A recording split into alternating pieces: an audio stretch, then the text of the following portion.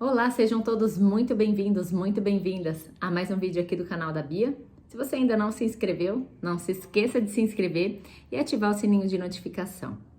Quero deixar algumas reflexões aqui em relação à postura profissional do fonoaudiólogo e que tem base não apenas a fonoaudiologia dentro do seu trabalho, mas todo o conhecimento sistêmico integrativo, independente de ter uma comprovação científica. Sabe, no último vídeo, algumas pessoas conversaram com as minhas alunas e fizeram algumas críticas. Parece que elas não compreenderam muito bem do que se trata a postura de um profissional. Mas eu tô aqui com a Bíblia da Fonoaudiologia, do Otacílio Lopes Filho, que é o Tratado de Fono. E eu peguei alguns trechos do capítulo de anamnese. E quem tem essa Bíblia incrível em casa pode me acompanhar. Então, quero falar aqui de anamnese fazendo um contraponto sobre a postura sistêmica que um bom profissional pode sim agregar dentro do seu atendimento fonoaudiológico, para que a gente coloque uma lente de aumento que vai muito além daquilo que o cliente traz como doença, como sintoma, para que a gente sinta, para que a gente possa trabalhar internamente a nossa neutralidade e consiga fazê-lo enxergar além. Para que a gente consiga fazer o paciente enxergar além, a gente tem que enxergar além, né? Nós somos facilitadores da área da saúde, nós não somos detetives da doença. Nós entramos no universo para ajudar as pessoas a terem mais saúde, mas as pessoas chegam com sintomas. E nada como colocar a lente além dos sintomas, que é o meu objetivo de vida, para que as pessoas cheguem no objetivo que é a saúde. E muitas vezes a saúde não é ausência de doença, como está descrito aqui no Tratado de Fonoaudiologia. Vou começar lendo aqui então. É muito bacana. A página 287. A palavra anamnese se origina do grego ana, que significa trazer de volta, recordar. Mnese, memória. Ou seja, trazer de volta, recordar os fatos e eventos relacionados à doença e à pessoa doente. Classificamente, a anamnese engloba identificação do paciente com nome, idade, sexo, estado, cor, profissão, residência, queixa principal, história clínica, antecedentes pessoais e familiares, olha o olhar sistêmico aqui, hábitos de vida, condições socioeconômicas, cultural do paciente. Tem uma parte que diz assim: o indivíduo é um ser complexo que caminha conforme as suas necessidades e anseios. Cada passo traz influência no meio pelo qual está inserido, e mudanças pessoais ocorrerão sempre que houver relacionamento com o outro. Isto é, as questões comportamentais fenomenológicas, onde engloba os relacionamentos humanos, a gente muda de acordo com o meio pelo qual nós estamos inseridos. Aqui, dentro da minha casa, eu tenho um tipo de relacionamento com os meus filhos.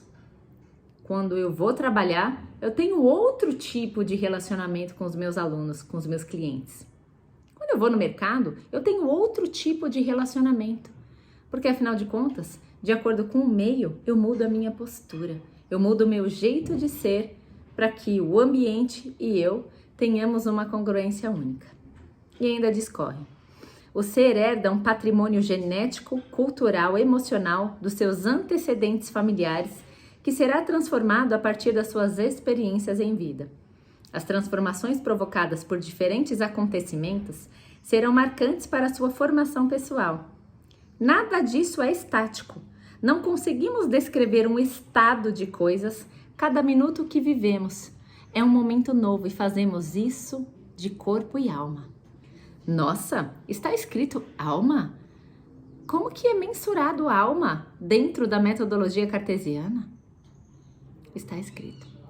A cada instante, o ser humano reestrutura o seu organismo, tanto em nível de sentimentos como fisicamente, tecidos, músculos, células, respondendo assim de diferentes formas a diferentes estímulos internos e externos. Portanto, é o estudo de uma pessoa inserida no seu mundo que se faz necessário para a compreensão e reações do seu corpo. Tentaremos aqui discorrer sobre a anamnese, principalmente da criança com deficiência auditiva. E aí ele discorre algumas formas de entrevista, que existem duas variáveis, de forma direta e de forma não direta. Cabe ao profissional perceber o que é essencial de informação, orientação e escuta. Vejo também que inúmeros profissionais falam, perguntam e ouvem, mas não escutam. Eu fiz um poema fazendo uma analogia, né? Quais são as diferenças, na verdade, do que é ouvir e escutar. As pessoas, às vezes, né, ouvem, mas aquela informação, ela não toca o coração. E a pessoa esquece. Então, dentro de um setting de terapia, a gente precisa praticar a habilidade de escutar. E escutar é ser empático, é se colocar no lugar do outro. É aquilo que eu chamo de ouvir com a voz do coração.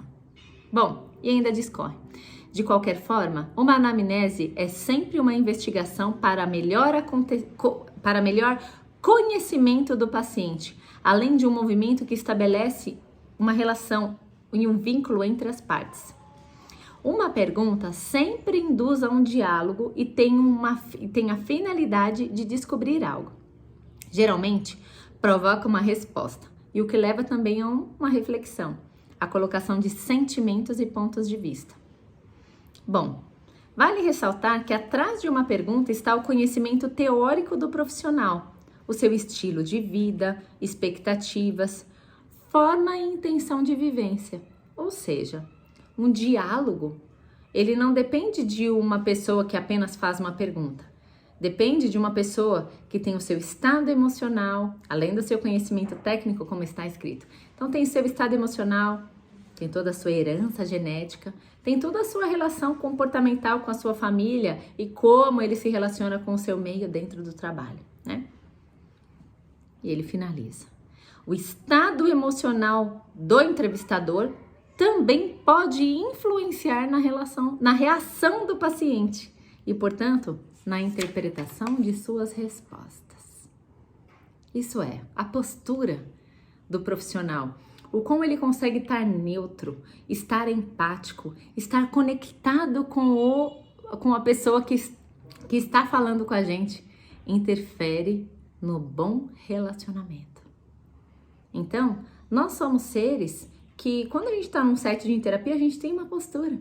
E que postura deveria ser essa? A postura da neutralidade. Eu falo isso porque teve uma fonoaudióloga que escreveu assim: nós somos seres humanos, não conseguem ter a neutralidade. Ora, é só praticar um pouquinho. É só ter a postura humilde de reconhecer que eu tenho um sistema de crenças, que eu tenho comportamentos herdados pelos meus familiares. Muitos comportamentos eu julgo e não quero, e eu acabo levando isso para minha terapia. E se aí eu tenho um julgamento em relação à minha mãe, se eu recebo uma mãe que tem uma criança com deficiência auditiva e ela me parece que tem um comportamento parecido com a minha mãe, eu vou julgar essa mãe. Aí sim, eu não consigo estar neutra o suficiente para conseguir ajudar essa família. E a postura da neutralidade, ela pode ser treinada a partir do momento que eu me relaciono com o ser humano como um todo, de corpo, mente e alma. Bom, e concluir aqui, e vou seguir aqui. É importante estar atento, uma vez que os diferentes tipos de perguntas, além da forma como são feitas, podem ter efeitos diversos na conversação, conduzindo a entrevista para novos caminhos. Não se pode esquecer também que, estando este paciente ou familiar sob o efeito de um estresse emocional provocado por uma recente revelação diagnóstica, pode sim interpretar de maneira errônea perguntas ou colocações. Você, fonoaudiólogo, você profissional da área da saúde ou da educação, como que você cuida das suas palavras, daquilo que sai da sua boca, mas que teria que ter congruência com o seu próprio equilíbrio emocional para que você possa ajudar os seus pacientes? Página 291. Ele discorre em uma frase. Ou seja, no caso de uma deficiência auditiva, os familiares poderão encobrir alguns dados significativos por apresentarem ainda medo ou negação frente ao diagnóstico. Neste capítulo, numa entrevista apenas de perguntas dirigidas e respostas curtas, nada será obtido. As pessoas têm medo. Em especial, se eu me coloco como uma posição de doutora, de detentora do conhecimento. A compaixão me ensinou algo, né? Que uma das conexões mais profundas que nós temos com o outro é observar que o outro também sofre, mas que eu também sofro de outras maneiras, em outras camadas, que eu também tenho as minhas questões que não resolvidas e eu tenho desafios. Eu não me coloco como igual, eu fico comum, né? Como com o meu cliente. E para finalizar, quero dizer aqui, página 291. Esta cura tão desejada implica em sentimentos ansiosos que interferem no relacionamento familiar. No entanto, a cura ainda é uma fantasia alimentada pelo padrão de normalidade atribuído pela sociedade e, neste caso, pode haver uma ignorância no que se refere à habilitação ou reabilitação de indivíduos com limitações sensoriais. No caso da deficiência auditiva, a cura seria voltar a escutar. E como isso ainda não é possível em sua íntegra, não ocorrerá. E esse indivíduo irá conviver com a deficiência auditiva, necessitando de um ambiente que conforte e que respeite independentemente do trabalho terapêutico. Palavras minhas. A cura não é alívio dos sintomas, mas é você perceber que o sintoma também faz parte da sua vida e como que você pode viver mais em paz, em harmonia com isso. Foi isso que aconteceu comigo há anos atrás.